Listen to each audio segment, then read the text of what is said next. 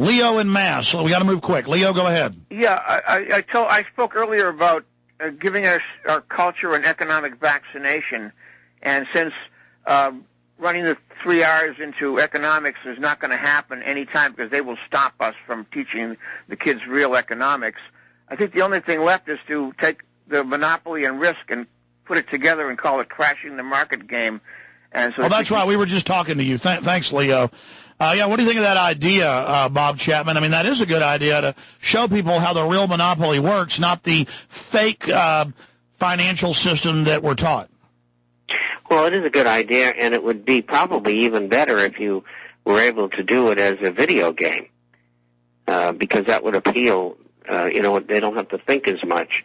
I know the folks that think. I know I'm in one of the big hot Midway games put out by CBS. The locals here are fans. Maybe they should try to do that, but I don't think Sumner Redstone would let them do that. Let's go ahead. I think me getting on that video game was hardly enough trouble. Let's go ahead and talk to Rob in PA. You're on the air with Bob Chapman, theinternationalforecaster.com. Hi, Alex. Hi, Bob. I just wanted to touch on a few things that Bob had mentioned and sort of disagree. I think this Bush administration has really started this domino effect back in August with this subprime, and then it dominoed into the lending institutions and banks, and then the bond ratings started to slide, and then we have now where the bond insurance companies are going bankrupt. I know Jim Cramer was on CNBC this morning talking about the Treasury Department, the Fed, buying out these bond insurance companies. And I think ultimately it's going to fall on the American people. Well, my point is that, Florida, California, a bunch of other states are going and saying, you said these were AAA corporate paper. They weren't. Give us our money back. The contract says so, and they can't. I think Bob's being conservative here in his forecast. He's saying any day now we could wake up and it could be a full-blown depression. Right, Bob?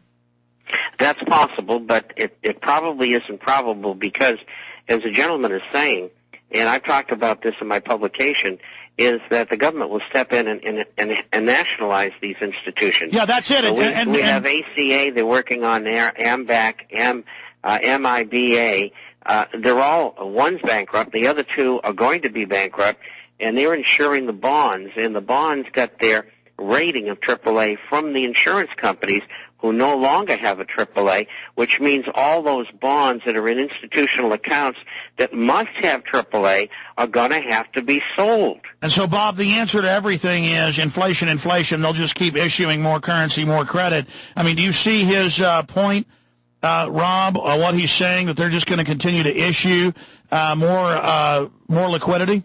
Yeah, I don't think Asia is going to keep continuing to buy our bonds. I mean, this move alone by Bernanke and Paulson this morning eroded 0.75% of their value. But where does it? But hold on, though. Where does it go then? If they're holding all these trillions and trillions, what do they do with it? I mean, they're stuck holding it, Bob.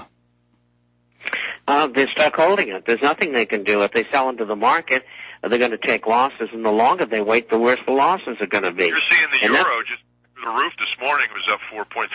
It's just incredible. Alex, I was on a couple months ago. Call it vapor paper. It just disintegrates into thin air. It's quite a conundrum. I don't know where it's going to go.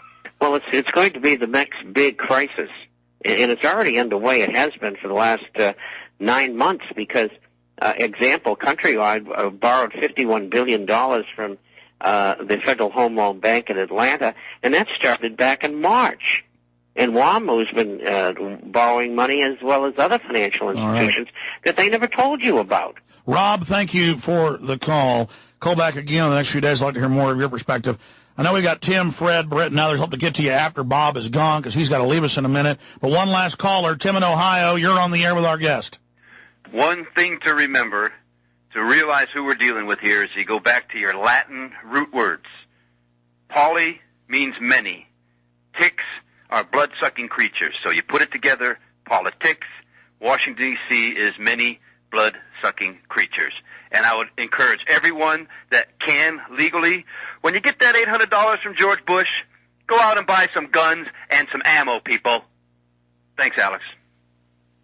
Thank you. And that is the final $64 million question, Bob Chapman. By the way, you can get a free copy of his newsletter by calling 1-800-375-4188, 800-375-4188.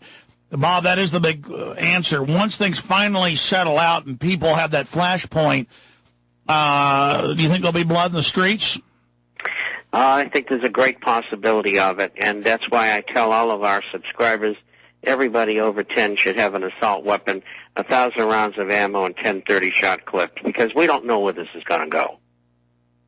Well, if 80% of the population in the 1930s depression, starting in 29, were agrarian, knew how to plant crops, knew how to work together, and were moral, and crime more than quadrupled, and starvation set in, and I mean institutional crime, grapes of wrath, that's true stuff, folks, feeding on you, basically slave plantations. I'm not talking about for black folks, I mean for everybody. Now with 90% urban, and of the 10%, only 4 or 5% of those know how to plant food. I mean, we're talking about, Dr. Roberts is talking about collapse of society. I see that as a distinct possibility, and that's why your program is so very important, because you're waking up a lot of people who are taking the right actions and perhaps making this thing a short-term situation rather than a long imprisonment, if you may. Absolutely. Bob Chapman, we'll talk to you very, very soon. In fact, I'm going to have my producer. Why don't you call my producer? You've got his number, and I'd like to set up a little meeting with you about ways we can get the forecaster out to more people. Do you have my producer's number? Yes, I do. That's it's the 512-291-57, and then the rest of the number, yes. Okay, I got you. Okay, thank you, sir. Just set up a meeting with him for us, okay? Okay, bye-bye. Thank you, Bob.